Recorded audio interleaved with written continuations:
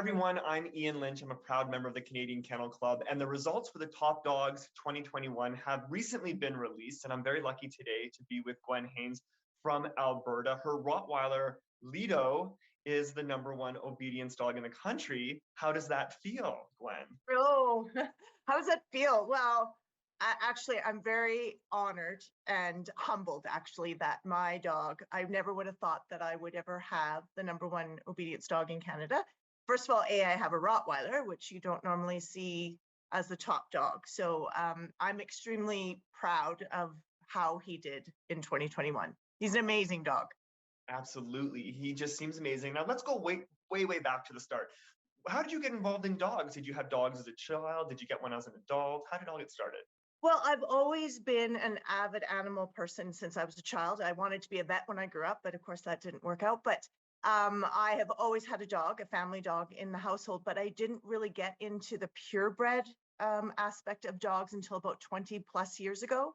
And I was given my first Rottweiler by the name of Logan, and he started it all for me. So he was the Rottweiler that made me switch completely to Rottweilers and understand that they're an exceptional working breed. And I knew when I had Logan that I had lightning in a bottle with him. I was very fortunate with all the wonderful things that he achieved in his lifetime and on this planet, which was almost 15 years, which was it's kind of unheard of to have a Rottweiler live that long. But I knew when I had him that I wanted to have something from him to carry on with, and hopefully one day have a dog that would be good enough to get a GMOTCH and be, of course, the #1 dog in Canada. So that was amazing. So yes, that's how it started for me. So Logan was your first Rottweiler. He's to blame for this whole love affair with the breed. Absolutely. Is he also to blame for getting you involved in all this competitive stuff as well? So yes. He was an exceptional working dog.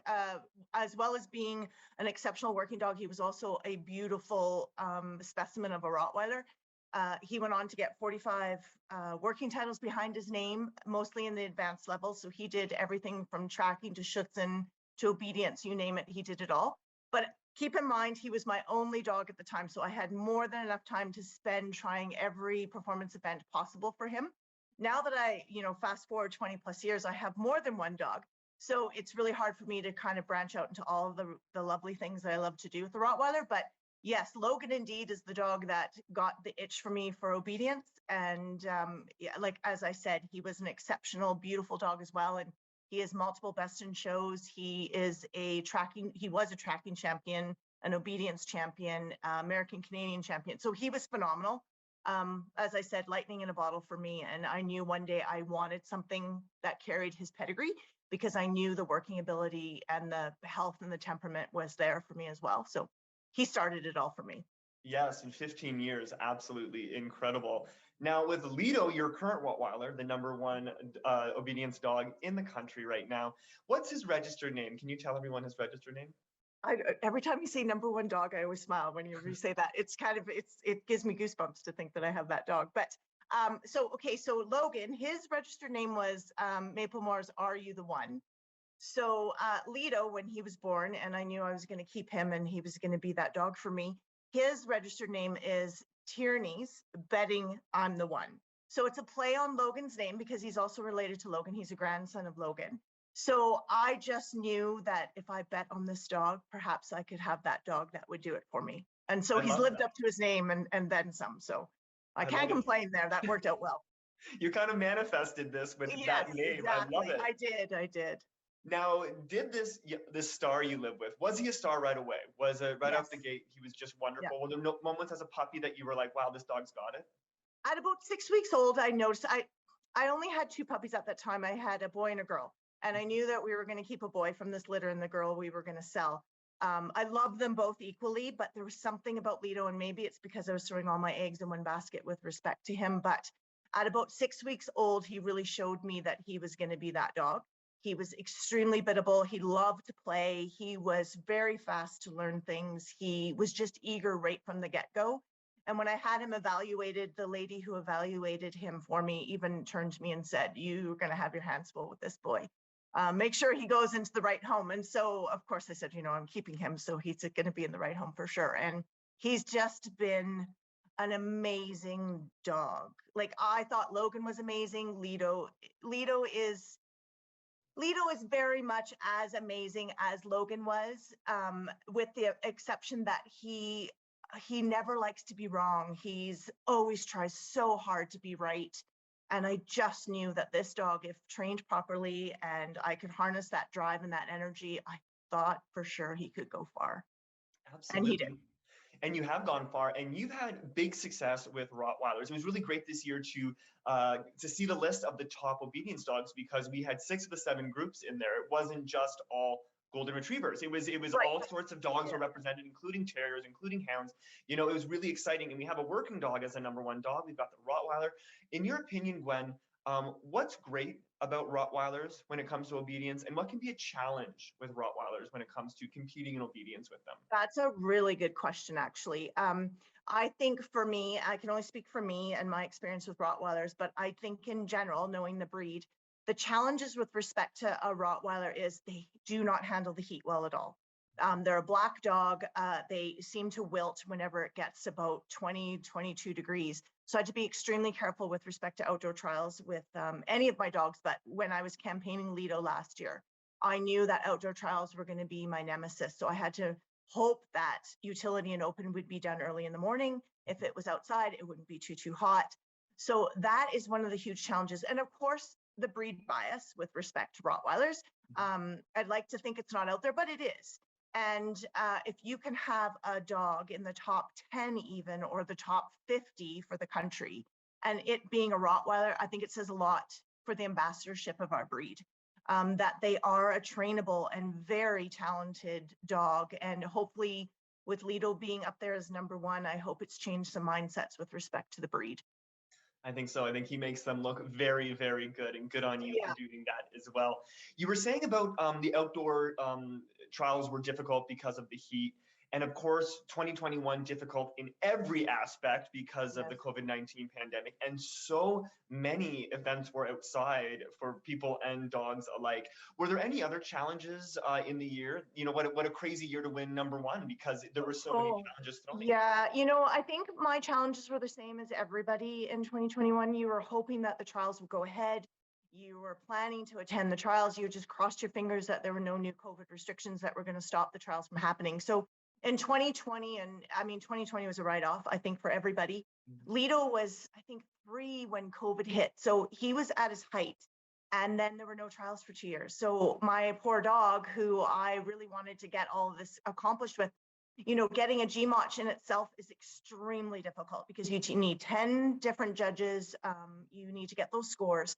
So in 2021, the other challenge is getting judges. So they weren't traveling. You couldn't get judges from the States to come up. There were very few judges from even across Canada that were able to fly because flying was quite difficult. So that was another big challenge for us in 2021, was trying to find 10 different judges in trials that were somewhat local. Like, I did go to one trial in BC, but hoping in Alberta, every time there's a trial, I kept looking at the judging panel going, please let there be judges I don't have. So as the stars lined up, the judges were great for 2021 for me. Every trial I went to, there was a new judge that I hadn't seen, and that we trialed under. And the thing with Lido, that was exceptional was the fact that he was a consistent scoring dog. He would, if he was on and I had him in the right frame of mind, we qualified, we got our double scores that we needed. But plus, you also have to score over 195 or higher to get your GMOTCH. So, and keep in mind, Alberta obedience competition, I think, is one of the toughest areas to be competing in. We have a high caliber of obedience dogs. And when I say high caliber, we're talking, you could have 5 people from 1 to 5 in a class, with the lowest score being a 197. So you had to be in that top of those classes because you needed a high trial. So to get the points and all the stuff that Logan did for 2021 here in Alberta and a little bit in BC was, I mean, phenomenal. The fact that he could keep going against such high caliber. And they're all my friends, and we're all competitors, but we all encourage everybody. And it was really wonderful to see in 2021 the camaraderie, and everybody roots for everybody. So as much as it's tough in Alberta, we are there for each other. That obedience circle is small, but big hearts. So I was very I felt embraced by the obedience community within Alberta. So I felt very humbled that we were given the accolades that we were given. It's so kind to hear that, and what a nice shout out that is to all your friends. I'm always moved by the way performance competitors cheer each other on, and it's really inspiring, I think, for the rest of the fancy. So thank Yes. you very much for saying that. Now, it was a year that you'll never forget because it was this amazing year, and it's so big for Lido as well. Was there one event or one moment in an event that stands out to you when you think of 2021? Absolutely. Without a doubt, the day that he got his GMOTCH. So that was at the CKOC trial in the fall. And we were under, I believe, MJ, gosh, her name is escaping me at the moment. I wish I'd written it down. But she is from Quebec. And I had trialed under her with Lido when Lido was a young dog, when I think he was like maybe 2. And she had lovely things to say about him then. And then when I got my GMOTCH, there was no fanfare. It was done on a Friday. It was very quiet at the show venue, and we got our double Q that we needed. And as she handed me the ribbon, and I believe I don't think I got high in trial that day. I can't remember back, but she handed me the ribbon and she goes, "Anything special?" And I said, "Actually, we just got our GMOTCH today." Well, I mean, that's a huge thing for that to happen. And my friends unfortunately couldn't be there because it was a work day. And so I humbly went back to my phone and I texted my friends and I said, "We just got our GMOTCH." And then they showed up that evening and surprised me outside my house. They had videotaped it. And I mean, I was shocked. I was in my pajamas actually. So it was quite something at the time. And it was overwhelming. I mean, I've never had a GMOTCH dog and I never thought I would. And yet here it was. And it was kind of like uneventful. And, it happened. And I thought, wow, I don't know what I expected. Did I expect fireworks or what to happen? But I was absolutely blown away, and I can never recreate that moment ever again. It was phenomenal. Your first GMOTCH, I think, is something you will remember for the rest of your life because it's so hard to get. Like, I Oh, wish people understood how hard it is to oh, get a GMOTCH. I've got an idea how Yeah, it is. it's so hard. Oh my goodness, it's so great. It's so great to see you have such passion about your sport. If you were to talk to someone new and they're just getting into competitive obedience, is there any bit of advice you would give them? Like, you've had such wonderful experiences in the obedience ring and with obedience friends who've become like family in your Right. region as well. Is there any advice you would give someone who's considering getting into it or is just starting getting into it? Well, I think what people need to remember is that the sky's the limit. You set that limit for you and your dog. I mean, you have to start out with the right dog, but I think the key is you have to have that foundation of the sense of a village building your dog and you. And so you have to have exceptional instructors. And I am so fortunate to have probably 2 of the top instructors in all of Canada happen to be right here in Calgary. And maybe I'm just saying that and but I do think that anyone who's taken classes from these 2 individuals would know how exceptional they are. And I have taken classes with them for over 15 years with all various dogs that I've had over the years. And they have helped me make the dogs that I have to this day. As well, I have a really great core of trainers who are also friends and we meet with on a weekly basis. So I think anybody getting into the sport has to find an exceptional instructor that will get them to where they need to be, because competitive obedience is very different from regular obedience. You need to have a picture in mind as to what you want your routine to look like and how you want you and your dog to perform. And I've had a picture of how I wanted that to be since I was very young. And I think people just need to understand that you must get in with the right instructors. You have to have a good dog and you have to believe in your teamwork. It is a teamwork. As much as Lido is exceptional at doing what he does, I'm the one who drives the ship. So he also in the same breath, he has to listen to me, and we control this kind of dance we do when we're out there doing obedience. And if you watch a really great obedience routine, to me, it is like a dance. And it's a well choreographed dance that moves so smoothly. There's those teams out there that you just stand outside the ring and you go, wow, that was phenomenal. And now they may not cue every single time, but their performance is exceptional. Dogs make effort errors all the time. They're dogs, and I never faulted Lido when he makes an effort error. He always tries for me. He rarely, I can't even think on one hand well, maybe a couple of times where he might have just, associated for me for a second, which caused him to miss a signal or something like that. But all in all, I would love to see more people get into the sport of obedience. It seems to be a bit of a dying sport, unfortunately. We need to get more youth involved. So, the junior program's got to come up, and hopefully we'll see a lot more younger people coming in with their working teams. I hope it will continue to flourish. It's such a fabulous sport. Draft work used to be my thing and hurting, and I would tell everyone to do it, but I got bit by the obedience bug, and I'm telling you, it's a fabulous sport. If people just would give it a chance and try more than just a CD, like move on and know that your dog can do utility or something like that. It's scary, don't get me wrong. I still get butterflies every time I get in the ring, and I have a really great dog that makes it look easy, but it's certainly not easy, or we'd all be doing it. You'd see 50 utility entries as opposed to 10, that kind of thing. But I really hope that more people will get involved in the sport. But it takes, I think it would take the more experienced people also to mentor. We've got to start a little bit of mentorship with respect to the new groups that are coming in, and let them know that it is a welcoming environment. I know a lot of people get intimidated by it, right? Because it's, they're like, oh, I don't think I could ever have a dog that could do that. But you can. Honestly, you can. If I can do it, anybody can do it, really. Oh, it's so wonderful to hear that and to hear from you, Gwen. Congratulations on such a massive accomplishment. Lido, the #1 obedience dog in 2021. We are wishing you and Lido all the very best.